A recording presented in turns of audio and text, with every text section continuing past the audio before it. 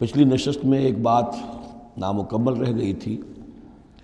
حضور کے انتقال کے موقع پر میں نے جیسا کہ آپ کو بتایا کہ پھر حضرت ابو بکر جب تشریف لائے انہوں نے پھر خطبہ دیا، اس میں یہ آیت بھی پڑھی وما محمد الا رسول قد خلت من قبلہ الرسل افإن مات أو قتل انقلبتم على أعقابكم ومن ينقلب على عقبيه فلن يضر الله شيئا۔ لیکن اس کے ساتھ ہی پھر جو الفاظ انہوں نے خود فرمایا اپنی طرف سے وہ بہت ہی بڑے اہم الفاظ ہیں اور بڑی جو سمجھیے کہ ہمت اور جرأت کا مظہر ہے۔ من کان یعبد محمدا فإن محمدا قد مات، جو کوئی بھی بندگی کرتا تھا پوجتا تھا محمد کی، وہ سن لے کہ محمد کا انتقال ہو گیا صلی اللہ علیہ وسلم۔ ومن کان یعبد اللہ فإن اللہ حی لا یموت، اور جو کوئی اللہ کی بندگی کرتا تھا، اللہ کو پوجتا تھا، وہ جان رکھے کہ اللہ تعالیٰ زندہ ہے، اس پر موت وارد نہیں ہوگی۔ اب ہم آگے چل رہے ہیں وَلَقَدْ صَدَقَكُمُ اللَّهُ وَعْدَهُ۔ اب یہ جو عارضی شکست ہو گئی تھی اور مسلمانوں کو زخم پہنچی جس سے ان کے دل زخمی تھے، اس کے ضمن میں اب یہ بہت ہی قول فیصل کے انداز میں یہ آیت آئی ہے وَلَقَدْ صَدَقَكُمُ اللَّهُ وَعْدَهُ۔ دیکھو مسلمانوں، تم ہم سے کوئی شکایت نہیں کر سکتے، اللہ نے تم سے اپنا وعدہ پورا کر دیا تھا۔ اِسْتَحُسُّونَهُمْ بِإِذْنِهِ، جبکہ تم انہیں قتل کر رہے تھے اللہ کے حکم سے، تہتے کر رہے تھے، فتح ہو گئی تھی، ہمارا وعدہ پورا تھا۔ حتی اذا فشلتم وتنازعتم فی الامر وعصیتم من بعد ما اراکم ما تحبون، یہاں تک کہ جب تم ڈھیلے پڑے، یہاں ڈھیلے کا ترجمہ کچھ اور بھی کیا گیا ہے، میرے نزدیک تم نے ڈسپلن کو ڈھیلا کیا۔ نظم جو ہے سم و طاعت، اور سم و طاعت میں ظاہر بات ہے کہ ایک ہی شخص کی اطاعت نہیں ہوتی۔ حضور صلی اللہ علیہ وسلم کی اطاعت بھی فرض تھی، اور حضور نے کسی کو امیر مقرر کیا اس کی اطاعت بھی فرض تھی۔ آپ نے فرمایا من اطاعنی فقد اطاع اللہ، جس نے میری اطاعت کی اس نے اللہ کی اطاعت کی، ومن عصانی فقد عصی اللہ، جس نے میری نافرمانی کی اللہ کی نافرمانی کی، ومن اطاع امیری فقد اطاعنی، جس نے میرے مقرر کردہ امیر کی اطاعت کی اس نے میری اطاعت کی، ومن عصا امیری فقد عصانی، جس نے میرے نامزد کردہ امیر کی نافرمانی کی اس نے میری نافرمانی کی۔ تو اگرچہ حضور کے قول کی تو انہوں نے تعویل کر لی تھی کہ حضور نے تو ہم سے کہا تھا وہ شکست کی صورت میں کہ اگر ہم سب بھی اللہ کی راہ میں قتل ہو جائیں، تم دیکھو کہ چیلیں اور کوے ہمارا گوشت کھا رہے ہیں، تب بھی یہاں سے مت ہٹنا، تو ایک تعویل ہو گئی تھی۔ انہوں نے جان بوجھ کر حضور کے حکم کی خلاف ورزی نہیں کی، لیکن خلاف ورزی کی ہے جو لوکل کمانڈر تھے ان کے حکم کی۔ ومن عصا امیری فقد عصانی، یہ ہے اصل معاملہ اجتماعی زندگی کا۔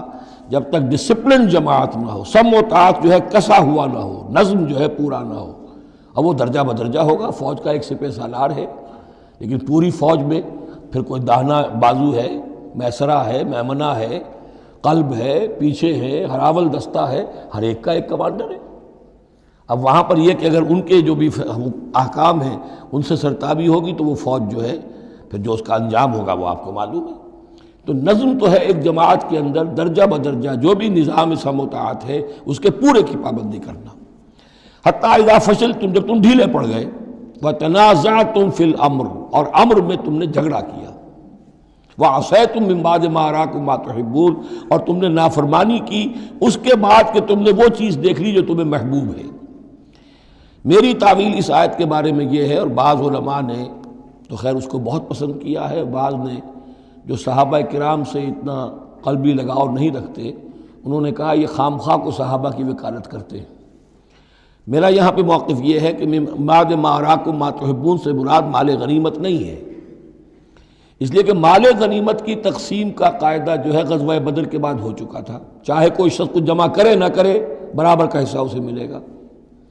یہاں من بعد ما اراکم ما تحبون سے مراد فتح ہے، اور اس کے لیے قرآن یفصل بعضہ بعضا، سورہ صف کی وہ آیت وَأُخْرَىٰ تُحِبُّونَهَا نَصْرٌ مِّنَ اللَّهِ وَفَتْحٌ قَرِیب، گویا کہ یہاں بندہ مومن کو دنیاوی کامیابی کو بھی اپنا مقصود نہیں بنانا ہے۔ کامیابی کسے پسند نہیں ہے؟ مقصود نہیں، مقصود ہے اللہ کی رضا جوئی اور اپنا فرض ادا کرنا، مقصود یہ رہے۔ باقی کامیابی ہو ناکامی ہو جو کچھ بھی ہو اللہ کی مرضی ہے، اللہ کی حکمت ہے، اللہ کب فتح لانا چاہتا ہے وہ بہتر جانتا ہے۔ تو یہاں من بعد ما اراکم ما تحبون اکثر نہیں سمجھا ہے کہ اس سے مراد ہے مال غنیمت کی طلب میں وہ وہاں پہرا چھوڑ کر چلے گئے، میرے نزدیک یہ بات صحیح نہیں ہے۔ یہاں پر ما تحبون سے مراد فتح ہے۔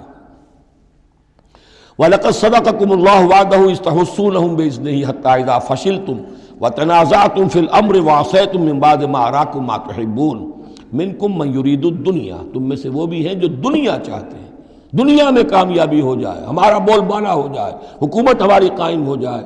مِنكُم مَّن يُرِيدُ الدُّنْيَا وَمِنكُم مَّن يُرِيدُ الْآخِرَةَ، تم میں وہ بھی ہیں جو صرف آخرت کے طالب ہیں۔ ثم صرفکم عنہم، تو گویا کہ تم ہم سے شکایت نہیں کر سکتے، کوئی شکوہ نہیں کر سکتے، لیکن جب تم نے یہ کام کیا حتی اذا فشلتم وتنازعتم فی الامر وعصیتم من بعد ما اراکم ما تحبون، اس کے بعد فرمایا ثم صرفکم عنہم لیبتلیکم، پھر اللہ نے تمہارا رخ پھیر دیا ان کی طرف سے۔ پہلے تو یہ تھا کہ وہ بھاگ رہے تھے اور تم ان کے پیچھے ان کا تعاقب کر رہے تھے، اب وہ الٹا معاملہ ہو گیا کہ اب تم پیچھے اپنی جان بچانے کے لیے ادھر ادھر جا رہے ہو۔ لیبتلیکم، تاکہ تمہیں اور ابتلا میں مبتلا کرے، امتحان اور لے تمہارا۔ وَلَقَدْ عَفَا عَنْكُمْ، لیکن ساتھ ہی معافی نامہ بھی ہے، اللہ تمہیں معاف کر چکا ہے۔ جو بھی خطا ہو گئی ہے، جو بھی غلطی ہو گئی ہے، کسی سے ہوئی ہے، اللہ نے معاف فرمایا۔ وَاللَّهُ ذُو فَضْلٍ عَلَى الْمُؤْمِنِينَ، اور اللہ تعالیٰ اہل ایمان کے حق میں بہت فضل والا ہے۔